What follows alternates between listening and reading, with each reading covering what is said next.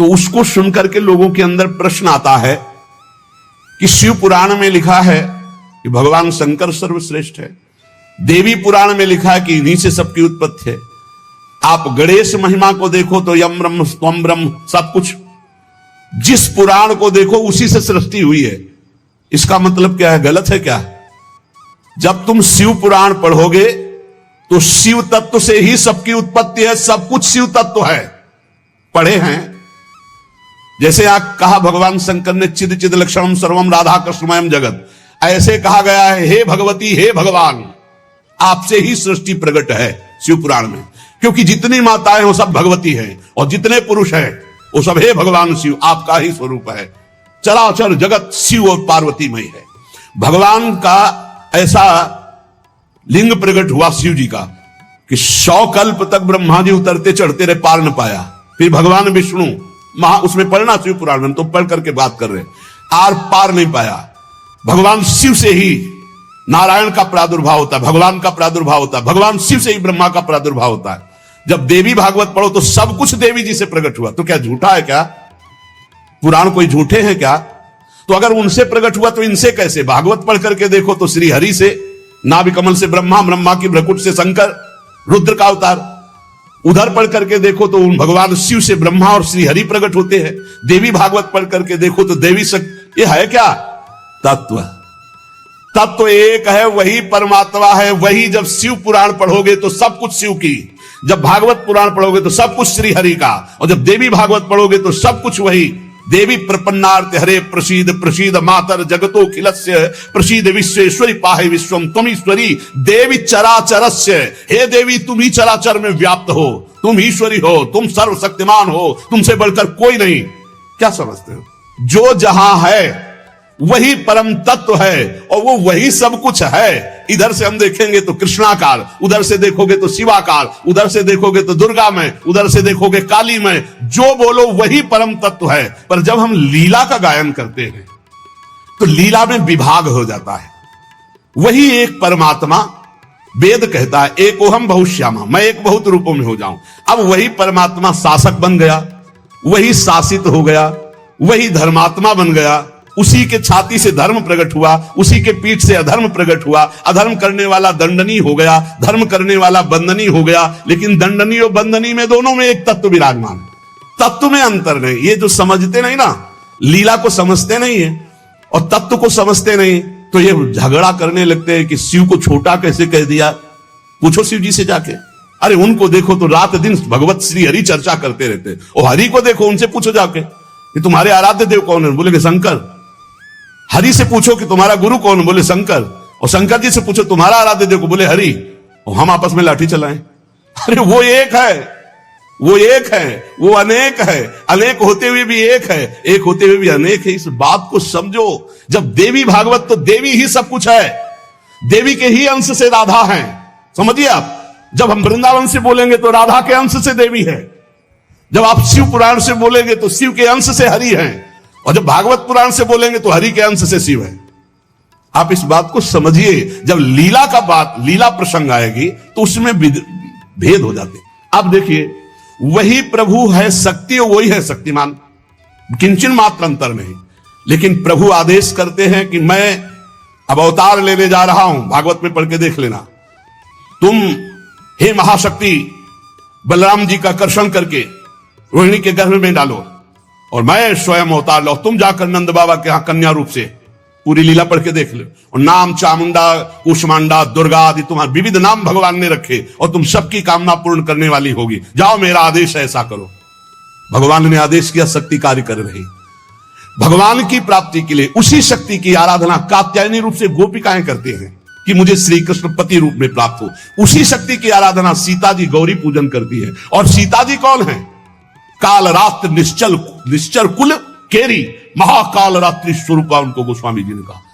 काल रात्रि निश्चर कुल केरी, जही सीता पर प्रीति घनेरी।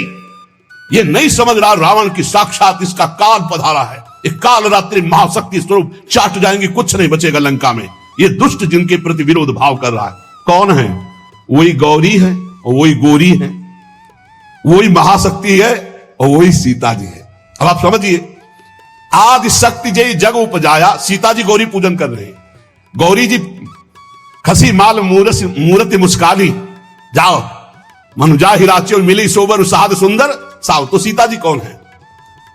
मनुष्य रूपा को भगवान राम कह रहे। आदि शक्ति जय जग उपजाया, सो अवतरी मोरिया माया। अरे कोई भेद नहीं, कहीं भेद नहीं। पर जब लीला की बात करेंगे तब लीला में भेद दिखाई दे रहा है कि सीता जी गौरी जी का पूजन कर रहे हैं, उनसे वरदान प्राप्त कर रही है। और भगवान प्रिया सती को संशय हो जाता है।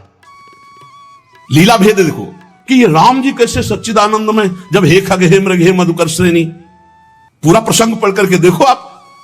और है कौन? या देवी सर्वभूतेषु बुद्धि रूपेण संस्थिता। जब लीला में देखोगे तो तत्व की बात भूलना पड़ेगा, तभी स्वाद आएगा। और जब तत्व देखोगे तो शांत रस आएगा। ये दास्य वात्सल्य सख्य, ये रसों का स्वाद नहीं मिल पाएगा। उसमें एक ही तत्व है, तो समझ में आ रहा है वही तत्व है। जब लीला में देखोगे तो आपको वही तत्व परशुराम है, वही तत्व राम जी है। लेकिन राम जी के आगे परशुराम जी घुटने टेक कर जय जय जय रघुकुल केतु, भृगुपति गए तपहि बने हेतु, ये समझना होगा। ये जो आजकल के नए बच्चे ना, ये तर्क वितर्क शुरू कर देते हैं। लीला में तर्क वितर्क नहीं होता है, तत्व में एक ही वस्तु है। तत्व की जब बात करोगे तो आप क्या समझते हो? कितने दिन से तुम दुर्गा जी की उपासना करते हो?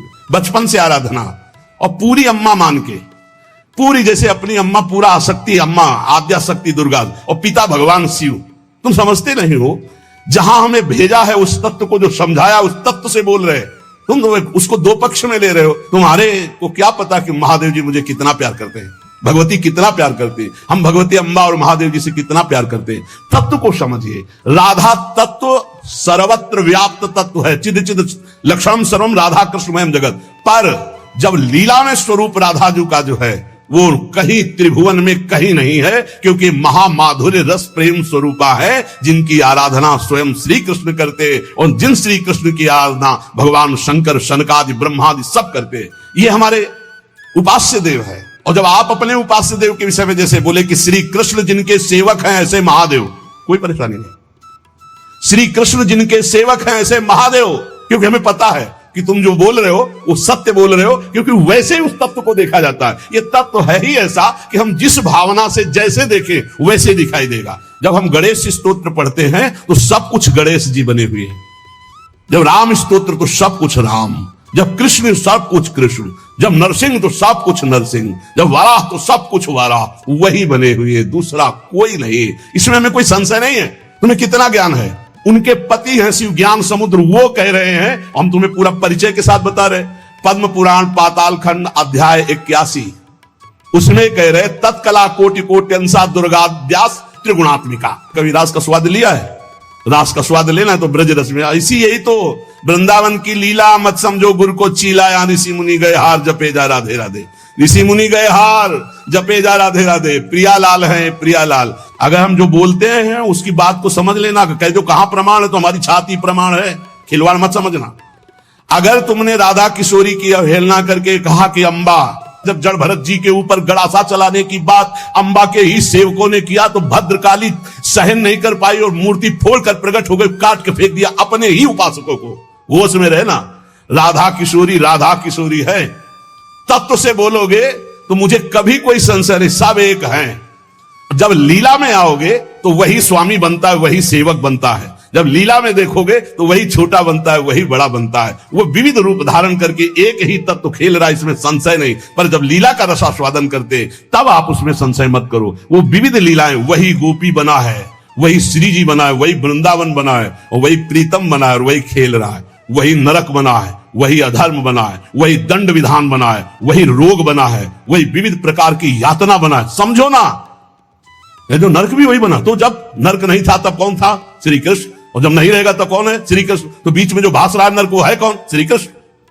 अब ये जान जाओ तो नरक ही नहीं है, परम पद के अधिकारी हो गए। जब यही नहीं जान रहे तो वो दुखप्रद है, अगर जान गए तो वो सुखप्रद है। अगर जानकारी का भी विस्मरण हो गया और सच्चिदानंद में स्थित, तो आप ही वो हो, जानत तुम्हें हो जाए। तुम भी वही हो जो शिव, जो कृष्ण। जब तत्व में आओगे तो तुम भी वही हो, कोई किंचन मात्र अंतर नहीं, वही एक परमात्मा तत्व विविध रूप में खेल रहा। चिद चिद लक्षणम सर्वम राधा कृष्णमयम जगत ईशावास्यमिदम सर्वम यत् किंचे जगत्याम जगत। और सच्ची मानो बिना भजन के समझ नहीं सकते रे, हमारी भाषा समझ ले। ये तर्क वितर्क से नहीं समझ सकते। जब तक ब्रह्मचर्य नहीं रहोगे, पवित्र आहार नहीं करोगे, लाखों नाम जप नहीं करोगे, तब तक वैसे समझ जाओगे ये कोई बातों का विषय है। भजन नहीं करोगे, परमात्मा तत्व तुम्हारे तर्क वितर्क से समझ में आएगा। इसलिए समझा देते कि समझ लो, तुम्हारा मंगल हो जाए। और अगर ऐसे पक्ष विपक्ष की भावनाएं रखोगे तो तुम्हें संतों में दोष दर्शन हो जाएगा, पक्की बात समझ लो। इसलिए बहुत सावधान।